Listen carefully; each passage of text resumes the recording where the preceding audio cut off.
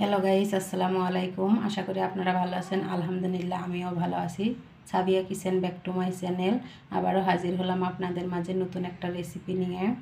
এখানে একটা বেগুন, কয়েকটা কাঁচামরিচ, পেঁয়াজ নিয়েছি। আজকে বেগুন দিয়ে কাঁচামরিচ পেঁয়াজ কীভাবে ভাজি করতে হয় সেটাই আপনাদের মাঝে শেয়ার করব। এখন বেগুন, কাঁচামরিচ, পেঁয়াজ কেটে নিব। বেগুনটা আমি কেটে ধুয়ে নিয়েছি, পেঁয়াজ মরিচও কেটে নিয়েছি। এখন আমি বেগুনের মধ্যে দিয়ে দিব 1 চামচ পরিমাণ হলুদ গুঁড়ো, দিয়ে দিব মরিচের গুঁড়ো, দিয়ে দিব স্বাদ মতো লবণ। প্যানে আমি তেল দিয়ে দিয়েছি, তেলটা গরম হয়ে গেছে। এখন আমি এখানে কেটে রাখা পেঁয়াজ মরিচগুলো দিয়ে দিব। পেঁয়াজ মরিচগুলো ভাজা হয়ে গেলে তারপর উঠিয়ে নিতে হবে।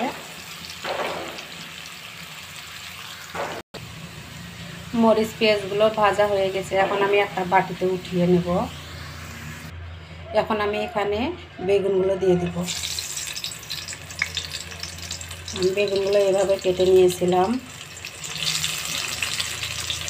আপনারাও বাসায় এভাবে বেগুন ভাজি করলে এভাবে কেটে নেবেন।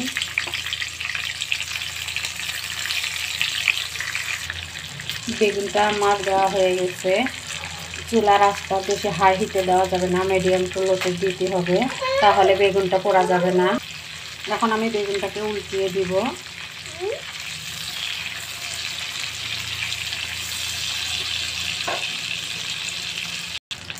ভাজিটা হয়ে গেছে, এখন আমি উঠিয়ে নেব। বেগুন ভাজি এমন কেউ নাই যে পছন্দ করে না, কম বেশি সবাই পছন্দ করে। আপনারা বাসায় এভাবে বেগুন ভেজে খাবেন। আর আমার রেসিপিটা যদি আপনাদের ভালো লাগে তাহলে একটা লাইক, কমেন্ট, শেয়ার করে দিবেন। এখন আমি একটা ফ্রিজে এগুলো আমি সব উঠিয়ে নিব। ভাজিটা আমি উঠিয়ে নিয়েছি। এখন আমি ভেজে রাখা পেঁয়াজ মরিচ এর উপরে দিয়ে দিব।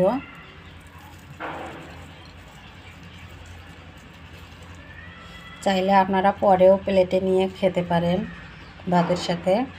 এটা খেতে অনেক ভালো লাগে।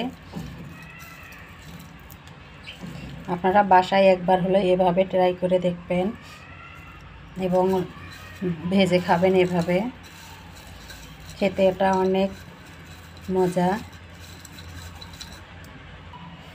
আর আমার ভিডিওতে যারা সাবস্ক্রাইব করেনি তারা সাবস্ক্রাইব করে বেল বাটনে ক্লিক করে নতুন নতুন ভিডিও পাওয়ার জন্য পাশেই থাকবেন। খোদা হাফেজ।